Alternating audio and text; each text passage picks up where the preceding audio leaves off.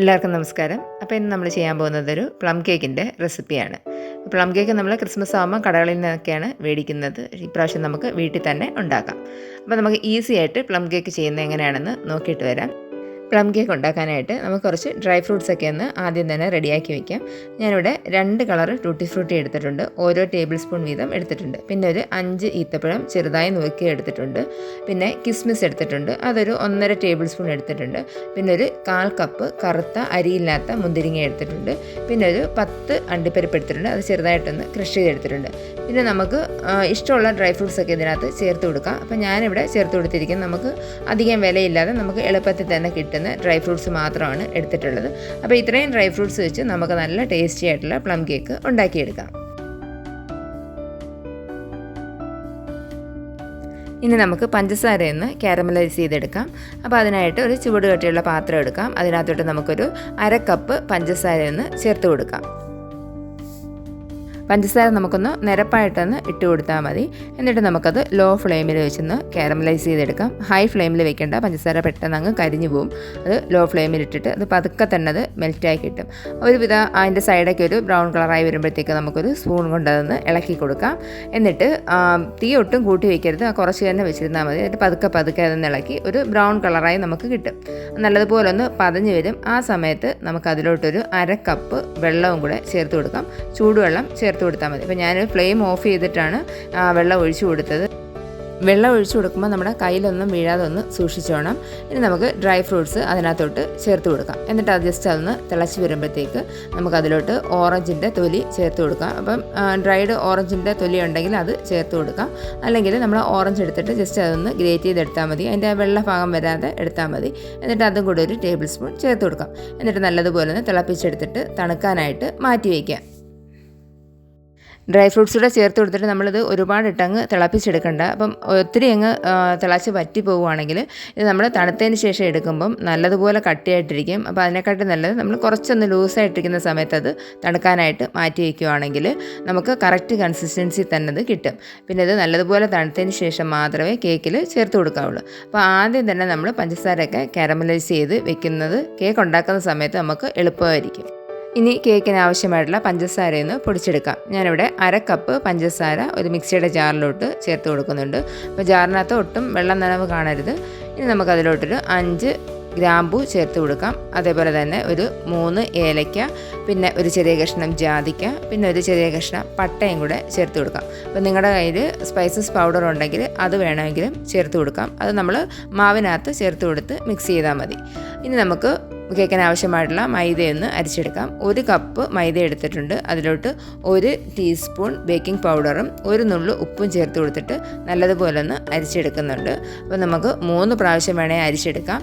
അല്ലെങ്കിൽ ഒരു വിസ്ക് ഉപയോഗിച്ച് നല്ലതുപോലെ മിക്സ് ചെയ്തെടുത്താലും മതി. അപ്പോൾ ഇത്രയും സംഭവങ്ങൾ നമ്മൾ ആദ്യം ഒന്ന് റെഡിയാക്കി വെക്കണം. അപ്പോൾ ഇനി കേക്ക് ഉണ്ടാക്കാൻ തുടങ്ങാം. അപ്പോൾ അതിനായിട്ട് ഒരു 100 ഗ്രാം ബട്ടർ ഞാൻ എടുത്തിട്ടുണ്ട്. അൺസോൾട്ടഡ് ബട്ടറാണ് എടുത്തിരിക്കുന്നത്. അപ്പോൾ നമ്മൾ സോൾട്ടഡ് ബട്ടറാണ് എടുക്കുന്നതെങ്കിൽ നമ്മൾ കേക്കിൻ്റെ മാവ് അരിച്ച സമയത്ത് അതിനകത്ത് ഉപ്പ് ചേർത്ത് കൊടുക്കണ്ട. ഇനി ഈ ബട്ടർ നല്ലതുപോലെ ഒന്ന് ബീറ്റ് ചെയ്തെടുക്കണം. ഹൈ സ്പീഡിലിട്ട് ബീറ്റ് ചെയ്തെടുക്കാം. അപ്പോഴത്തേക്ക് ഈ ബട്ടറിൻ്റെ കളറൊക്കെ ഒന്ന് ചേഞ്ച് ആയിട്ട് വരും. അപ്പോൾ നമ്മൾ ബട്ടർ നേരത്തെ തന്നെ ഫ്രിഡ്ജിൽ നിന്ന് എടുത്ത് പുറത്ത് വെച്ചിരിക്കണം. അതിൻ്റെ തണുപ്പ് നല്ല രീതിയിൽ മാറിയതിന് ശേഷം മാത്രമേ ബീറ്റ് ചെയ്യാനായിട്ട് എടുക്കാവുള്ളൂ. പിന്നെ ഇതിൻ്റെ അരിവൊക്കെ ഒന്ന് വടിച്ചെടുത്തിട്ട് നമുക്ക് നല്ലതുപോലെ ഒന്ന് ബീറ്റ് ചെയ്തെടുക്കാം. ബട്ടർ നല്ലതുപോലെ ബീറ്റായി വന്നിട്ടുണ്ട്. ഇനി അതിലോട്ട് പഞ്ചസാരയും കൂടെ ചേർത്ത് കൊടുക്കാം. അപ്പോൾ നേരത്തെ 1/2 കപ്പ് നല്ലപോലെ ഒന്ന് തട്ടിയെടുത്തിട്ടാണ് പഞ്ചസാര നിറച്ചത്. അപ്പോൾ അത് പൊടിച്ചെടുക്കുമ്പോൾ ഏകദേശം 1 കപ്പോളം വരുന്നുണ്ട്. പഞ്ചസാര ചേർത്തിട്ട് ജസ്റ്റ് ആ സ്പാച്ചിലുണ്ടെന്ന് മിക്സ് ചെയ്തിട്ട് നല്ലതുപോലെ ഒന്ന് ബീറ്റ് ചെയ്തെടുത്താൽ മതി. അപ്പോൾ ഒരു ഹൈ സ്പീഡിലിട്ട് ബീറ്റ് ചെയ്യും. റമ്മിൽ സോക്ക് ചെയ്ത് വെച്ചിരിക്കുന്ന പ്ലം കേക്കിൻ്റെ റെസിപ്പിയൊക്കെ നേരത്തെ അപ്ലോഡ് ചെയ്തിട്ടുണ്ടായിരുന്നു. അപ്പോൾ അതിൻ്റെയൊക്കെ ലിങ്ക് ഞാൻ ഡിസ്ക്രിപ്ഷനിൽ കൊടുത്തേക്കാം. അപ്പോൾ പഞ്ചസാരയും ബട്ടറുമൊക്കെ നല്ലതുപോലെ മിക്സായി വന്നിട്ടുണ്ട്. നല്ലതുപോലെ ബീറ്റായി കിട്ടിയിട്ടുണ്ട്. ഇനി നമുക്കതിലോട്ട് മുട്ട ചേർത്ത് കൊടുക്കാം. ഒരു 3 മുട്ടയാണ് ചേർത്ത് കൊടുക്കുന്നത്. അപ്പോൾ റൂം ടെമ്പറേച്ചറിലുള്ള മുട്ടയാണ് ചേർത്ത് കൊടുക്കേണ്ടത്. മുട്ട ഫ്രിഡ്ജിലിരിക്കുവാണെങ്കിൽ അത് നേരത്തെ തന്നെ എടുത്ത് വെളിയിൽ വെച്ചിരിക്കണം. ഇനി നമുക്ക് മുട്ട ഓരോന്നായിട്ട് ചേർത്ത് കൊടുക്കാം. അപ്പോൾ ഒരു മുട്ട പൊട്ടിച്ചൊഴിച്ചതിന് ശേഷം നല്ലതുപോലെ ഒന്ന് ബീറ്റ് ചെയ്ത് കൊടുക്കാം. ഏകദേശം 1 മിനിറ്റോളം നമുക്ക് ബീറ്റ് ചെയ്ത് കൊടുക്കാം. അങ്ങനെ ഓരോ മുട്ടയായിട്ട് ചേർത്ത് കൊടുത്ത് നല്ലതുപോലെ ബീറ്റ് ചെയ്തെടുക്കാം. അപ്പോൾ ഈ മുട്ട നമ്മൾ ബീറ്റ് ചെയ്യുന്ന സമയത്ത് ചെറുതായിട്ടൊന്ന് പിരിഞ്ഞതുപോലെ തോന്നും. പക്ഷേ അത് കുഴപ്പമില്ല. നമ്മൾ മാവൊക്കെ ഇട്ട് മിക്സ് ചെയ്ത് കഴിയുമ്പോഴത്തേക്ക് അതെല്ലാം നോർമലായിട്ടോളും. പിന്നെ അതേപോലെ തന്നെ കേക്ക് ബേക്ക് ചെയ്യുന്ന സമയത്ത് അതിനകത്ത് ഒരു പ്രശ്നവും വരത്തില്ല. അപ്പോൾ നമ്മളിനി അതിനകത്തോട്ട് ചേർത്ത് കൊടുക്കേണ്ടുന്നത് വാനില എസൻസ് ആണ്.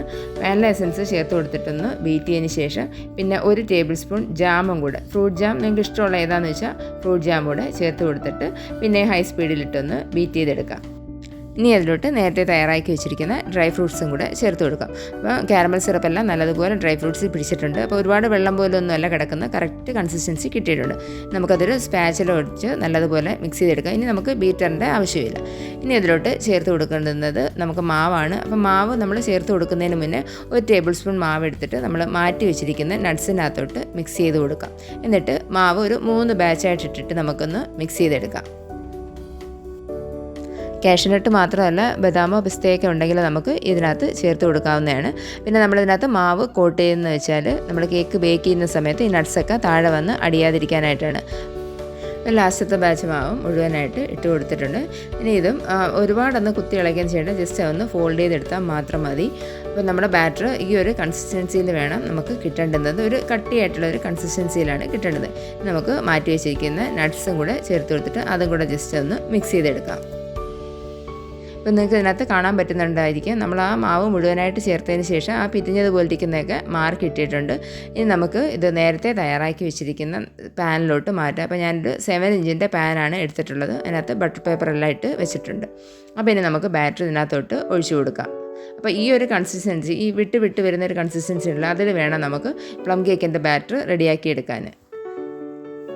ഇനി നമുക്ക് ആ സ്പാച്ചിലുണ്ട് ജസ്റ്റ് ഒന്ന് നിരപ്പാക്കി എടുക്കാം. എന്നിട്ട് അതിൻ്റെ മുകളിലോട്ട് കുറച്ച് അണ്ടിപ്പരിപ്പും അതേപോലെ മുന്തിരിങ്ങയൊക്കെ വെച്ച് കൊടുക്കാം. ഈ കേക്ക് ഞാൻ ഓവനിനകത്താണ് ബേക്ക് ചെയ്തെടുക്കുന്നത്. പിന്നെ നേരത്തെ ഇട്ടിട്ടുള്ള കേക്ക് സ്റ്റൗ ടോപ്പിൽ വെച്ചിട്ടുള്ളതായിരുന്നു. അപ്പോൾ അതിൻ്റെ ലിങ്ക് ഞാൻ ഡിസ്ക്രിപ്ഷനിൽ കൊടുത്തേക്കാം.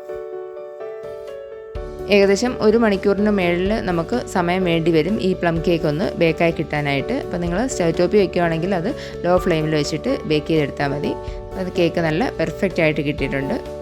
അപ്പോൾ ബാറ്റർ ഇച്ചിരി കട്ടിയായിട്ടിരുന്നുകൊണ്ട് മാത്രമാണ് ഈ നട്ട്സ് ഒന്നും താന്നു പോകാഞ്ഞത്. അപ്പം വെള്ളം പോലെ ഇരിക്കുന്ന ബാറ്റർ ആണെങ്കിൽ നട്ട്സൊക്കെ അങ്ങ് താന്നു പോകും. അപ്പോൾ പ്ലമ്മിൻ്റെ ബാറ്റർ എന്ന് പറഞ്ഞാൽ ഇച്ചിരി കട്ടിയായിട്ടുള്ളതാണ്. അപ്പോൾ കണ്ടില്ലേ, നിങ്ങൾക്കും നല്ല സിമ്പിളായിട്ട് തന്നെ പ്ലം കേക്ക് ഉണ്ടാക്കിയെടുക്കാം. അപ്പോൾ ഈ വീഡിയോ നിങ്ങൾക്ക് എല്ലാവർക്കും ഇഷ്ടമായെന്ന് വിചാരിക്കുന്നു. ഇനി നമുക്ക് അടുത്ത വീഡിയോ കാണാം.